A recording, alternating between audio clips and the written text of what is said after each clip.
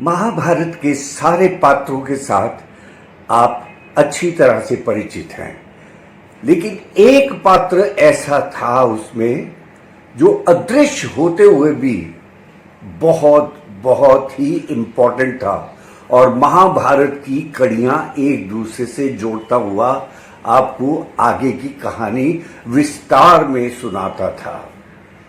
और वो पात्र था समय का।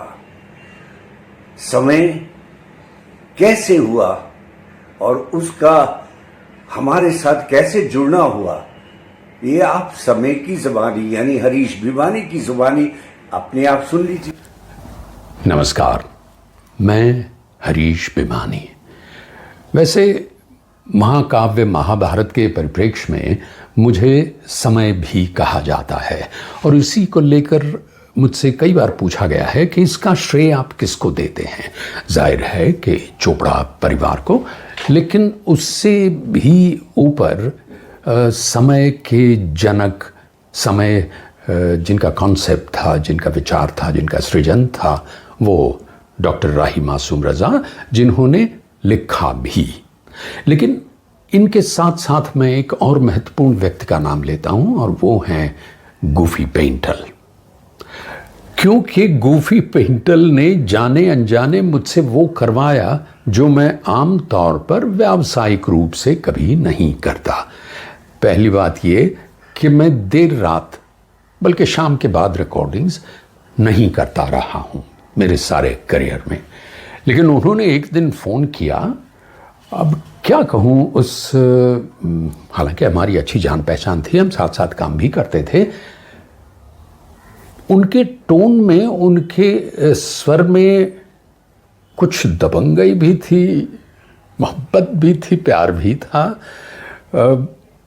बस यूं कहूँ, एक स्नेह भरा अधिकार था कि बस तू आ जा रात 10:30 बजे। रात 10:30 बजे ऑडिशन के लिए। फिर 2-3 दिन के बाद उनका फ़ोन आता है कि भाई तुम्हें दोबारा आना है, तुम इतने बजे यहाँ आओगे। अरे भाई, न पूछना न कहना, स्वर में निर्णय ही था।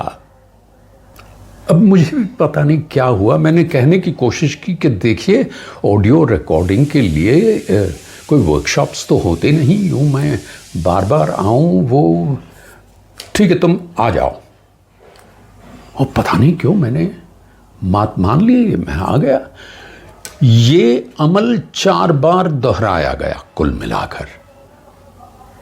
और आज मुझे ये लगता है कि गूफी जी मुझे पूछ नहीं रहे थे, कह नहीं रहे थे, अपना निर्णय ही नहीं सुना रहे थे। यूं कहिए कि डेस्टिनी उनके गले से बोल रही थी और वो जो कह रहे थे वो मैं कर रहा था।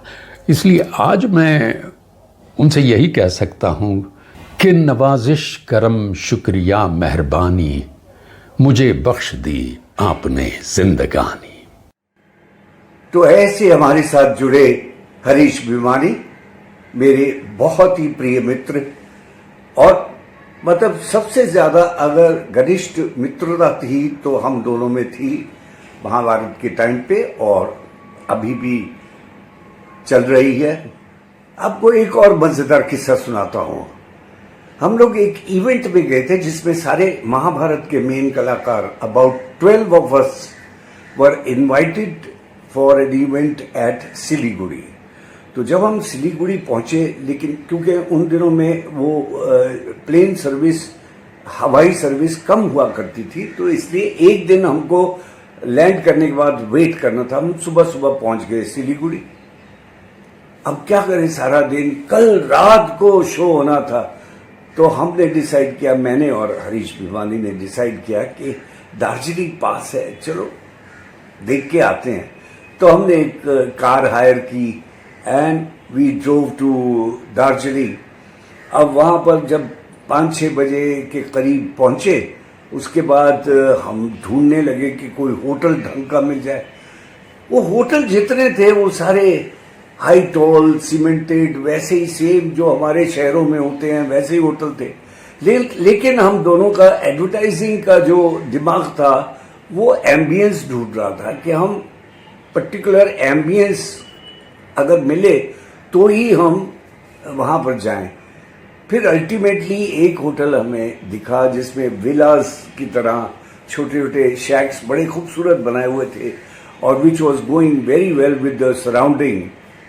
तो हमने डिसाइड किया कि वहाँ रहेंगे। तो वहाँ जब पूछा गया तो हमें 2 कमरे नहीं मिले, हमें एक ही कमरे में मैनेज करना पड़ा। उन्होंने सेकंड कॉट लगा दिए तो we said okay we'll sleep here. खाना वाना खा के अपना एक ड्रिंक लेके खाना खा के उसके बाद हम सोने को गए तो करीब 11:30-12 बज रहे थे और 4 बजे की टैक्सी हमने बुक की थी to go and see tiger points. क्योंकि दार्जिलिंग का वो जो खूबसूरती है ना सूर्योदय की, पहली किरण जो सूर्य की आती है वो इतनी बेहद खूबसूरत होती है। वो टाइगर पॉइंट करके एक जगह है, वहां जाना पड़ता है। तो हमने दोनों ने बुक की थी। खैर सोने चले गए, मैं सो गया। तो थोड़ी देर में झटका देता है कोई और मुझे कहता है Goofy ji I got up. क्या हुआ? तो हरीश बोले कि you are snoring. I said मैं स्नोर नहीं करता, मैं खराटे नहीं मारता भाई। No you are snoring. फिर 1 घंटे के बाद फिर 1 घंटे के बाद करते करते 4 बज गए, अलार्म हुआ और मैंने कहा चलो हरीश चलते हैं टाइगर पॉइंट देखने। बोलते no now I will sleep and you go. तो मैं अकेला गया टाइगर पॉइंट देखने। ये भाई उस वक्त सोए सुबह। ऐसे है मेरे मित्र। हम जैसे दोनों एड फिल्म और कमर्शियल फिल्म्स में बिलोंग करते हैं तो हमारी यारी दोस्ती वहीं से काफ़ी शुरू हुई। मुझे एक दिन बताते हैं, बड़ा मज़ेदार किस्सा हरीश भिवानी ने बताया कि गूफी जी कल मैं किसी की अंतिम क्रियाक्रम में गया था। तो शमशान में थे, उनको अभी लास्ट राइट्स होने थे। तो उनके ऊपर जब घी डाला जा रहा था तो मेरे दिमाग में ये टैग लाइन आई कि मोहन घी आपका साथ दे यहां से वहां तक। ये है मेरे मित्र हरीश भिवानी। हमारा साथ, हमारा प्यार इतना ज़्यादा ड्यूरिंग महाभारत बढ़ा कि उसके बाद उन्होंने मुझसे अपनी एक सीरियल जो आती थी दूरदर्शन पे विच वॉज कॉल्ड कविता, वो डायरेक्ट भी कराई। इस तरह की हमारी मित्रता। I love you Harish, God bless.